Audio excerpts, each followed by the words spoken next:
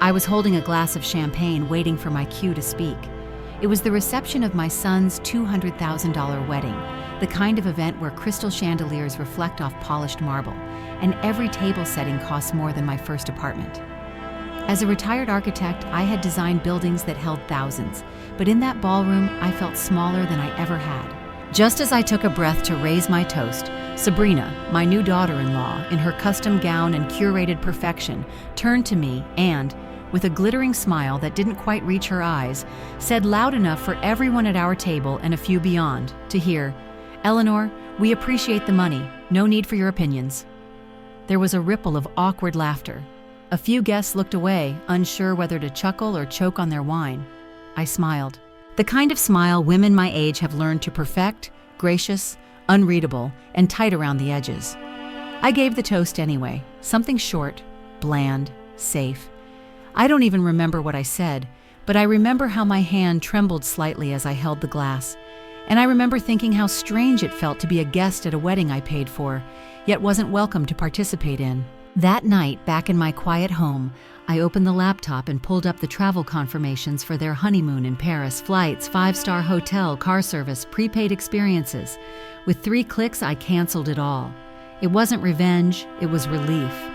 I had spent years telling myself that love meant giving without expecting anything in return, that mothers make sacrifices, that silence is graceful. But sitting at that wedding, watching a family tradition erased before my eyes, I realized something else. I had slowly become invisible in the very family I helped build. So I made a choice. Not to punish, but to stop financing my own erasure. I'm not telling you this to complain. I'm telling it because I know someone out there needs to remember. Your voice still matters. If this resonates with you, leave a comment, share your story, or simply like this video. And don't forget to subscribe to Real Her Stories. You never know who needs to hear what you've lived through. I wasn't always this quiet. Years ago, I stood at podiums with confidence, presenting bold visions to city planning boards and winning awards for structures that changed the face of Boston. I designed public museums, courtyards, senior living centers with dignity in mind. My name once meant something in the world of architecture, but titles fade, walls get torn down. What remains is the family you built within them, or so I thought. After Edward passed, I sold off 2 of our investment properties to help our son Ryan through his divorce. He'd been shattered by the betrayal, and as a mother, I stepped in without hesitation. I told myself I was giving him a second chance. I even dipped into my retirement to help him launch a small business. That failed too. But I didn't blame him. Life after loss is messy, and grief isn't linear. So when he showed up at my door one chilly Sunday with Sabrina on his arm, I did what mothers often do. I smiled. She was younger than I expected, fashionable, magnetic, with the kind of charm that fills a room even before she speaks. Her lipstick was impeccable. Her heels clicked across my hardwood like she'd already claimed the place. I served tea. She asked about my work in the most surface-level way, feigning interest until money entered the conversation.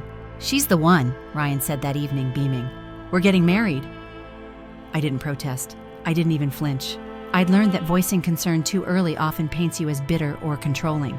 Instead, I pulled out the wedding planning album I'd been saving since Ryan was 12, swatches of fabric, magazine clippings, handwritten notes. It was silly maybe, but it held years of dreams, color-coded with love. Sabrina flipped through it, smiled politely, and said, "It's very traditional." A week later, I found that same album shoved beneath a pile of magazines in their apartment, gathering dust. Then came the news. Sabrina had hired Vanessa, a luxury wedding planner who had, according to her, done 2 celebrity weddings and 1 for a Kardashian cousin. I was told, not asked. When I gently expressed a desire to be involved in the planning since I was covering most of the cost, Ryan cut me off. "Mom, you're not really up to date on what weddings are like now. Sabrina knows what she's doing." And so little by little, I became a spectator. At the menu tasting, I was seated at a far table while Sabrina dismissed my mother-in-law's cake recipe, the same one passed down from Edward's grandmother. "It's not very photogenic," she said. "We need something more Instagrammable." When the bridal shower came and went, I learned about it from my friend Karen, who had assumed I had declined the invitation. "It was lovely," she said. "I just figured you were busy with your book club."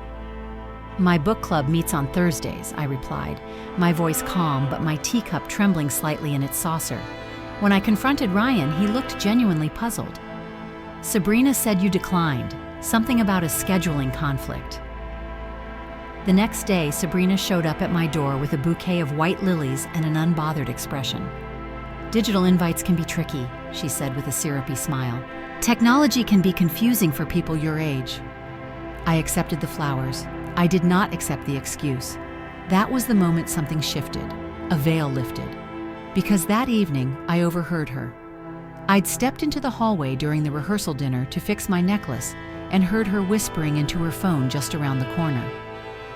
The old woman has way more money than we thought, she said. After the wedding, phase 2 begins. Phase 2? She hung up quickly when she noticed me standing there. Her face flickered with recognition, only for a second, before her smile returned like it never left. Just confirming flowers, she chirped. I nodded, too stunned to speak. I walked back into that dining room with a smile like porcelain, perfect and fragile. I wanted to believe it was a misunderstanding. I wanted to believe I was being paranoid. But when I returned home that night, I noticed something else. The watch. Edward's watch. It had been passed down from his father and had sat on our mantel for decades. I had loaned it to Ryan for the wedding. He wore it proudly while walking down the aisle.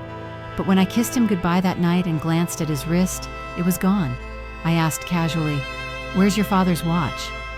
"Probably in the hotel room," he shrugged. "Took it off during photos, don't worry." But I did worry. Because something sacred was missing. Not just the watch, but the last traces of trust I had tried so hard to preserve. And I had built enough buildings in my life to know when a foundation was starting to crack. I've always believed structure reveals the soul of a building, and often of a family. When something feels off in design, you don't bulldoze. You observe. You trace the weight-bearing lines, test the balance, follow the hairline fractures. That's what I began to do with my life. The morning after the wedding, I sat at my desk, unable to shake the disquiet in my chest. I opened my banking app to review the final transfers for the wedding, catering, venue, flowers. My attorney had advised setting clear limits, but I'd given Ryan limited access to help coordinate with vendors. He was always better with numbers than I was, or so I thought. Except something caught my eye, a $50,000 wire transfer, sent at dawn on the morning of the wedding, not to a vendor, but to a joint account under Ryan and Sabrina's names. I froze. Scrolling further, I found others, smaller amounts, scattered over the past 6 months. Hotel bookings, luxury items, payments to unfamiliar names. In total, over $100,000. My hands trembled. I pulled open the file drawer beside me and sifted through the papers Ryan had asked me to sign in the months leading up to the wedding. "Just authorization forms," he'd said with that easy, hurried smile. "Vendor stuff. Easier if I manage it for you." One document bore a signature that looked eerily like mine, but I had no memory of signing anything of that nature. My attorney, Joseph, confirmed my fears. "This isn't limited access, Eleanor," he said quietly over Zoom. "He's modified the original forms.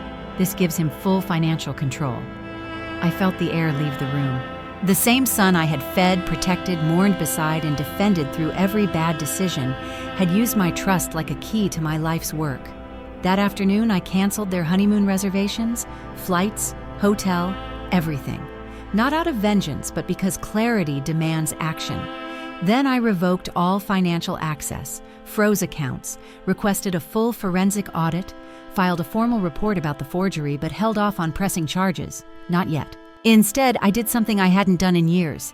I turned my studio into a command center. One wall became my blueprint of betrayal. I printed bank statements, marked patterns, tracked conversations, and aligned every manipulation with the same meticulousness I once used to lay steel into Skyline. I wasn't just grieving what they'd taken, I was building something stronger. A week later, Ryan came by with Sabrina. They wanted to discuss an exciting investment, a new home they'd fallen in love with. Sabrina smiled that same bright smile that no longer fooled me. "It's modern, eco-friendly, move-in ready. We're hoping you might help with the down payment, just a bridge until Ryan's next business gets off the ground."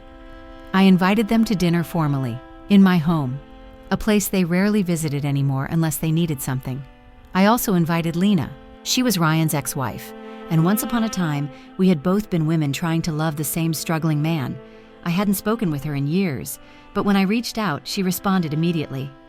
"I tried to warn him about Sabrina," she said, "but he wouldn't listen. She's done this before." Over roast chicken and Pinot Noir, I let Lena speak, calmly, clearly.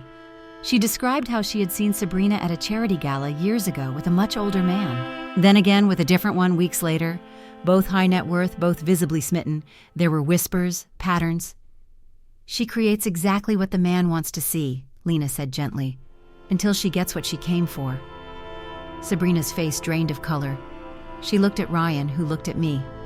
I stood, walked to my drawer, and returned with a small black box. "This belonged to Edward," I said, opening it slowly. Inside was his watch, restored, gleaming, intact. "I tracked it to a pawn shop in Cambridge, bought it back for $6,000. The man who sold it said a woman brought it in 2 days after the wedding." Sabrina's voice was tight. "I thought it was just sentimental." "It was," I said, "and it still is." Ryan stared at her, horror beginning to settle in his expression. "You told me you had it appraised," he said, "not that you sold it."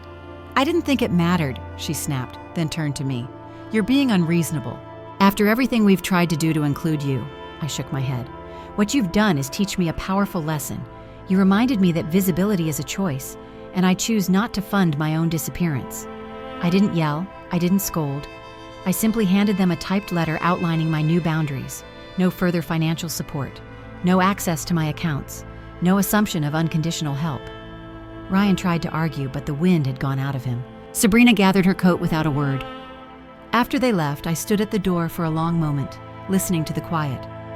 Then, the next day, I went to the community senior center and asked if they still needed speakers. I volunteered to lead a talk, recognizing financial manipulation in families. The room filled quickly. A retired therapist approached me afterward and said, "You're not the first brilliant woman this has happened to, but you may be the first to turn it into a lesson for others so quickly." I smiled. For the first time in months, it reached my eyes. And on my wrist, Edward's watch ticked softly, like a heartbeat, or maybe a countdown.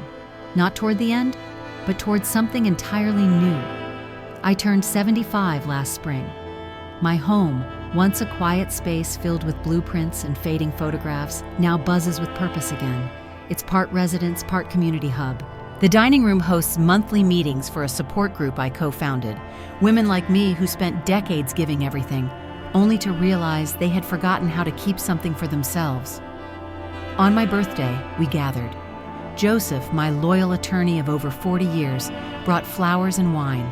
Lena came too, now more friend than former in-law. We laughed more than I expected, and Ryan was there, sober, quieter, humbler, still healing but present. We're learning how to love each other with boundaries. I no longer expect him to be the boy I raised. He no longer expects me to carry the weight of his mistakes. There's pain in that shift, yes, but also freedom.